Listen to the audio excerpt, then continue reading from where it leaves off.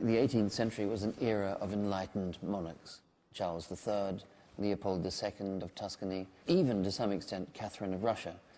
But none contributed to the Enlightenment as active cultural producers in the way that Frederick did.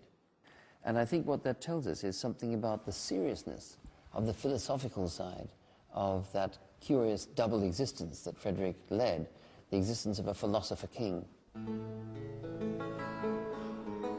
Frederick's intellectual mentor was none other than the French philosopher Voltaire, the most celebrated mind of his age. So, jetzt schauen wir uns den Anti-Machiavel an. It was under Voltaire's direct tutelage that his royal apprentice wrote and published this, a provocative essay in which, with remarkable eloquence, the precocious young prince radically redefined the nature of kingship.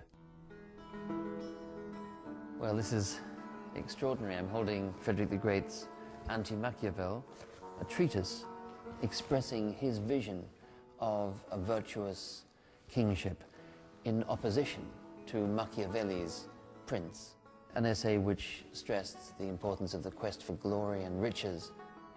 In contrast to that, Frederick sets out a vision of kingship which is about sustaining the welfare of the state, the happiness of one's subjects, and so on. And that's what I have in my hands here, the king's own manuscript, in tiny, beautiful handwriting.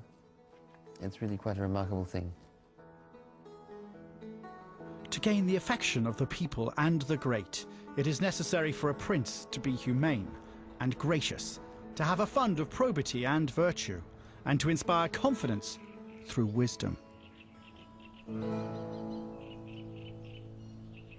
The Anti-Machiavel was a groundbreaking work of political philosophy, a manifesto for all aspects of statecraft, including a blueprint for war. In May 1740, Frederick's father died. His son announced his new reign with a spectacular act of vengeance and daring.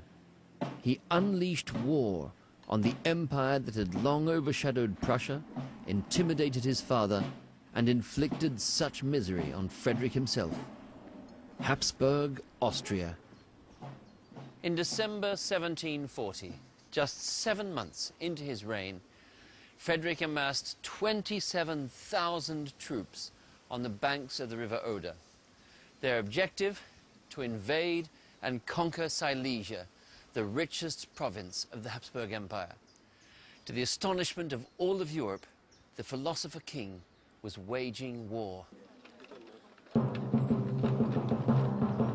Ich meine, hat auf einmal gespürt, dass Verantwortung nicht nur für sich trägt und für seine Familie, sondern auch für ganzes Land und für die Zukunft seiner Leute.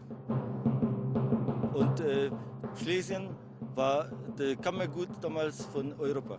Und Friedrich hat es gepokert und hat es gewonnen.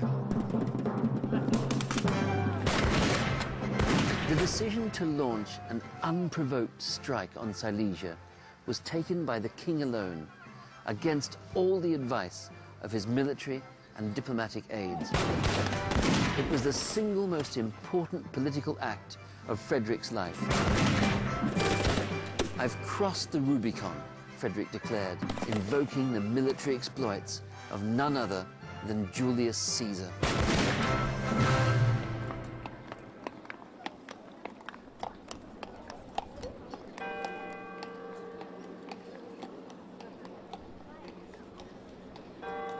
Six weeks after crossing the river Oder, virtually all of rich Silesia, including the Catholic capital, Breslau, was in Prussian hands, and Frederick had no intention of letting go. Over the next 5 years, Frederick fought and won 2 Silesian wars, changing forever the balance of power in Central Europe. Never will Austria get over the pain of Silesia's loss, the king later reflected. Never will it forget that it must now share its authority in Germany with us.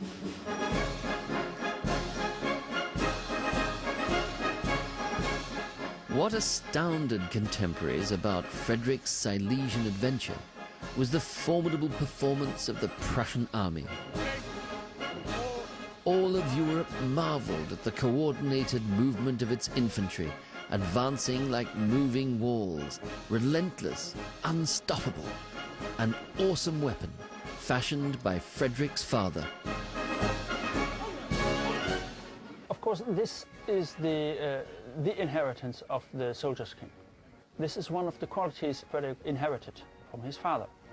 Frederick William I preferred long, tall soldiers who had to be trained in single movements, like one battalion as a single man, moving like walls. The underlying principle was keeping the soldiers in line, which may sound somewhat trivial, but assembling a whole army of 30,000, 40,000 soldiers is only possible if each single man would do what was required.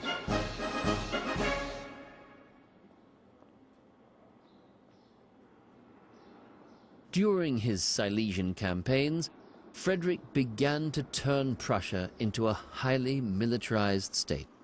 To his men, Fritz, as they affectionately called him, was a fearless comrade who led from the front, dressed in this plain blue uniform.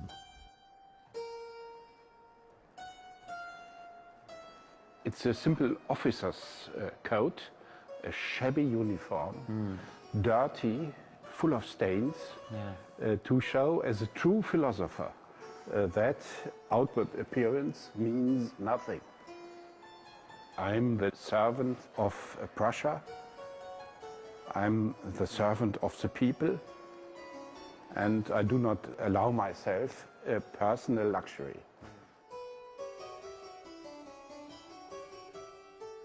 This is about as close as we're going to get to the real Frederick. And there's something touching about the sense of proximity you get when you're confronted with an object so intimately associated with the person of this king.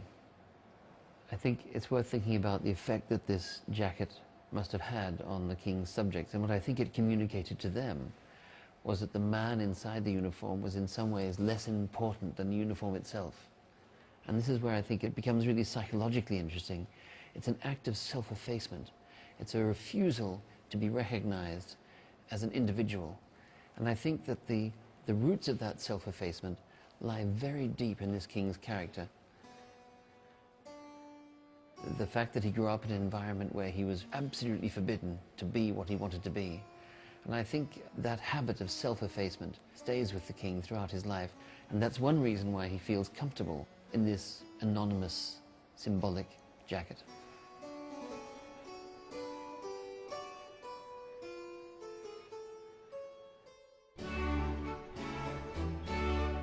In the first 5 years of his 46-year reign, Frederick transformed and enlarged Prussia through war.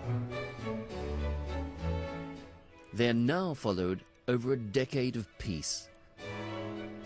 11 years in which the king's artistic life blossomed at a beautiful summer palace that came to embody Frederick's cultural world.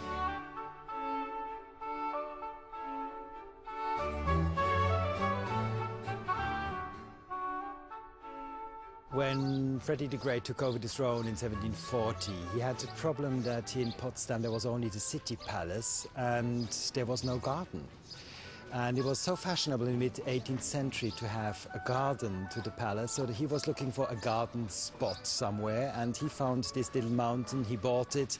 And if you have a garden, you know you need a garden house somehow. And this is, if you like, the beginning of Sanssouci. It has only 12 rooms, so it is a little garden house. The Palace of Sanssouci, French for without a care, was an extraordinary cultural statement. Here was a Prussian king whose palace was more French orangerie than German castle, and whose inner circle looked to France for its intellectual inspiration. He invited friends. There were several philosophers and so on, most famous Voltaire, for example, who lived here for 3 years. And they would come here for the day and then have discussion circles or dinners and so on. His idea of this place was to live between the real world and the world he was dreaming of, I think. Away from the bustle of the royal court in Berlin, Sanssouci was Frederick's spiritual home. And it was in the music room here that he won a reputation as a prolific composer and gifted musician.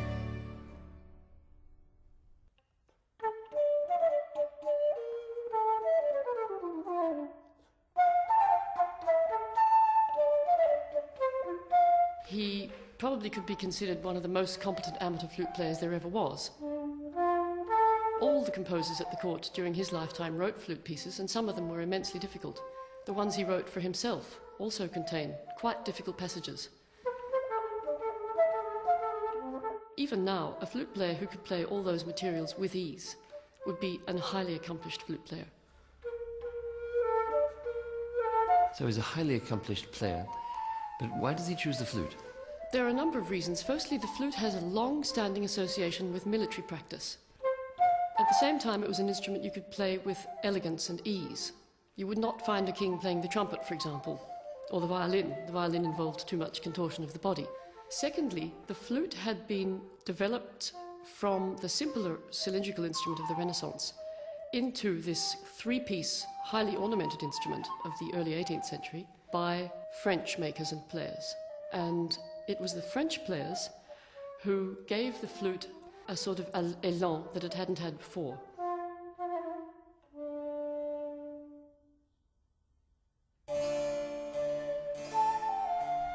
The highly acculturated milieu of Sanssouci would become a recurrent theme in representations of Frederick long after his death. But one person who didn't enjoy the pleasures of the king's summer palace was his wife. Frederick was married to Elisabeth Christine from Braunschweig-Bevern, and she was not living here.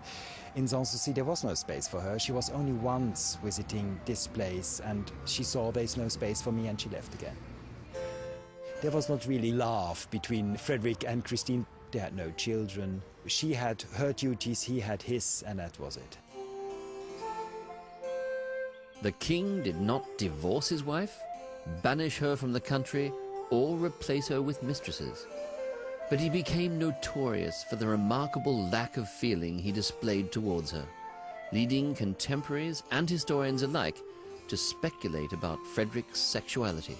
It's nowadays often asked whether Frederick the Great was gay or not, and it's a delicate question because gayness in the 18th century means something well, of course it means the same thing as nowadays, but it has a different importance, mainly in this social level, because at the court it would be interesting if someone else is from the same social level, but not really if he is from this sex or the other sex. So Frederick, he had partners, les favoris, he had men, but he had to press his feelings under the carpet. And so I think in the psychology of this king, of this man, it is a very important aspect to him. Even in his most private domain, the most powerful man in the land was, once more, the mirror that dared not be what nature made it. Perhaps the closest expression of his true self we can hope to find is in his music.